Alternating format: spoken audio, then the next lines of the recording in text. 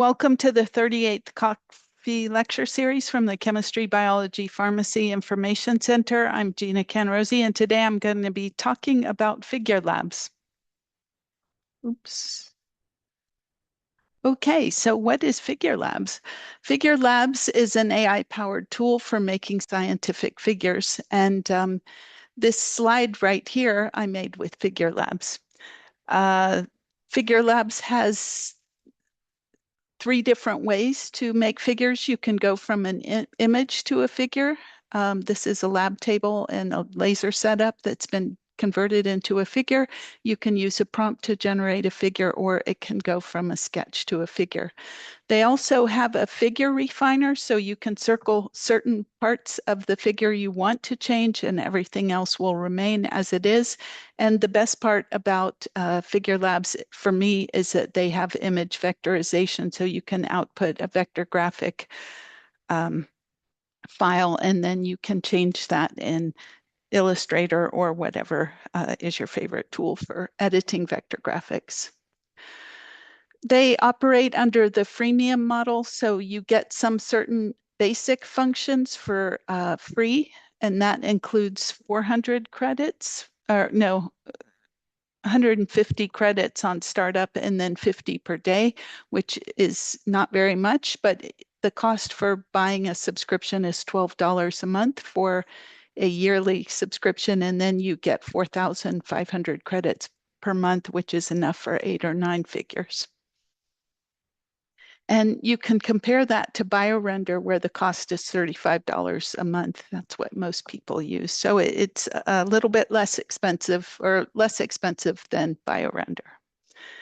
Okay, so to create this figure, I used this prompt and said, I want the FigureLabs logo in the middle. I want these three prompt to figure, sketch to figure, image to figure, image vectorization, and figure refiner around in a circle. And this is the first figure that I got. So it looks good on first look, but it does have some problems. That's not the FigureLabs logo. This is the FigureLabs logo. Okay, that's not my problem. But then I thought, okay, it would be nice if the three main functions you could read across the top, but that's my fault. I didn't tell it to do that. I should have said that in the prompt, but we'll try and fix that. And then you have the image to figure here is problematic. I asked it to make the icons, and you can see the image is a blurry lab. This picture was blurred out, and somehow it changes that image into a cell. So this is not what I wanted. Figure refiner is fine. I didn't give it any ideas on how to do that.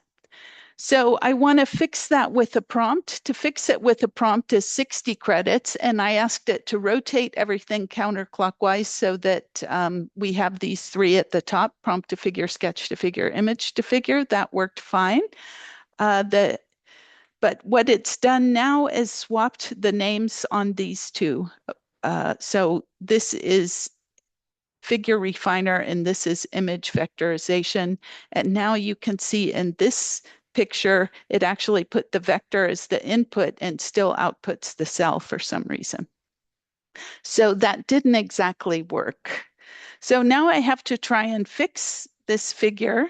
The text is easy to change. They have a specific text editor. So for 60 credits, you can change all the text you want.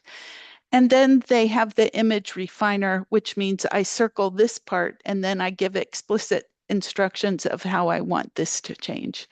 So I tell it that the image should have something bitmapped in the first image, then an arrow, and then the same thing vectorized. That's what I want to have in this icon.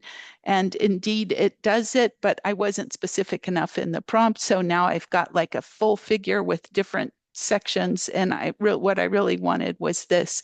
I did tell it in the prompt that the original icon was fine, but it didn't keep that in the memory and didn't go back. And maybe once it's gone, it's gone. I haven't played around with it enough to know if I could get this back. But it does save every iteration of the picture, so I could go back to the first iteration and take what I wanted. But what I like about this tool is that you can export the whole thing as a SVG and fix it in Illustrator. So I did export it. This is the export. Some things to notice are, okay, now the bitmap doesn't export well as an SVG, which makes sense. And then this thing, what I didn't like, I could just delete it and put what I wanted. So all of the text I can fix in Illustrator very easily. The text went quite well as text in this picture, and I was able to edit it. This is another image I was working on, and it was a little bit more difficult to change.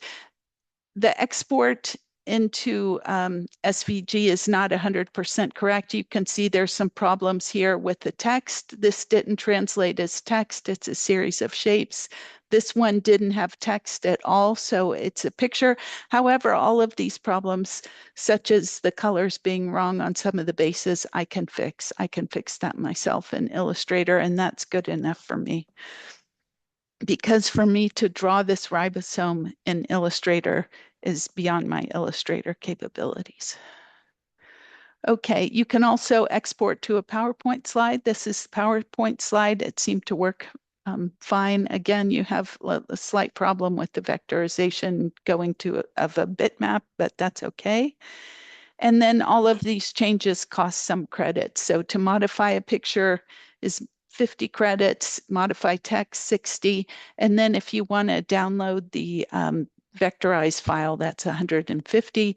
If you do this, you get a certificate. So you own that exact copy of the downloaded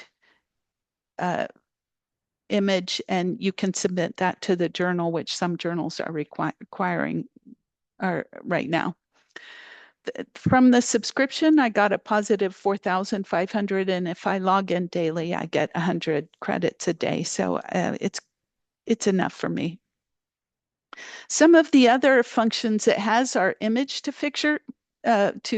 So I took the picture of the coffee machine in the room with some cups and creamers, and I gave it a prompt telling it what I wanted, and it made this one, which I absolutely love. I think this is really nice, and it could work well for lab equipment. I didn't have any lab equipment to test, but I thought this one worked well.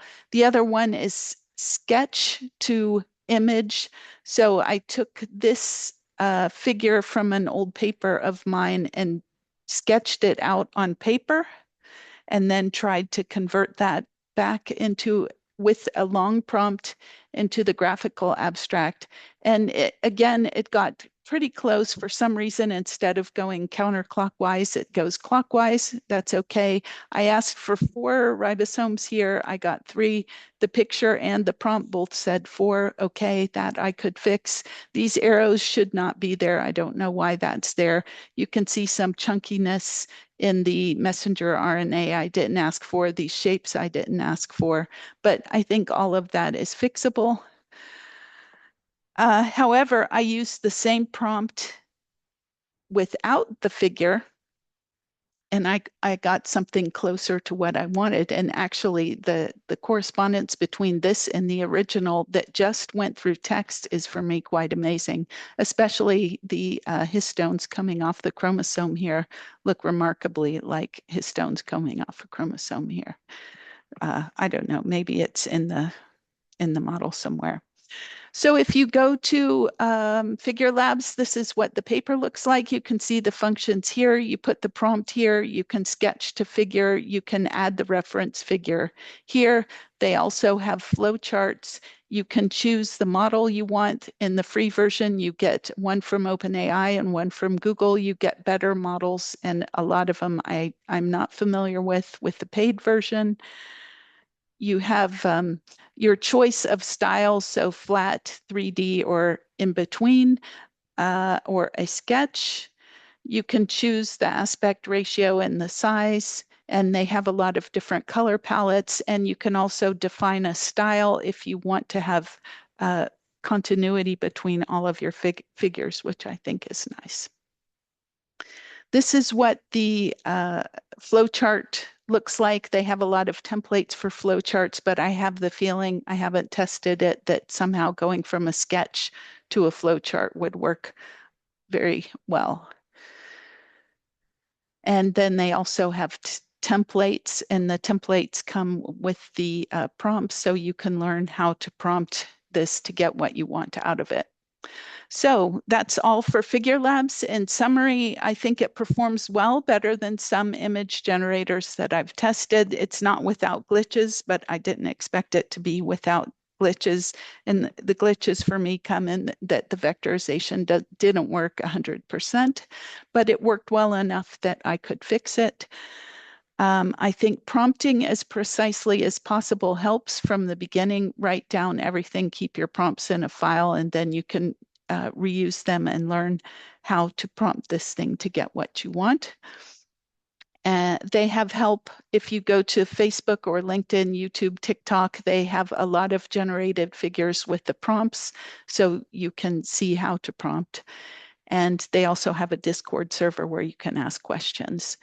I have had a question about the rights to the images, and with the free account, the images have a watermark.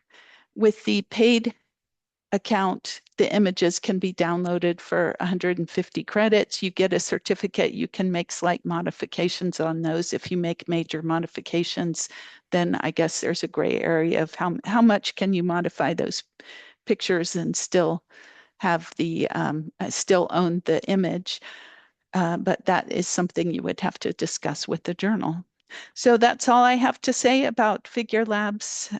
If there's any questions, I'm happy to answer them. There is a coffee lecture card at this address. And tomorrow we have Dr. Emmanuel Meyer talking about CAS Newton, which is agentic AI and SciFinder.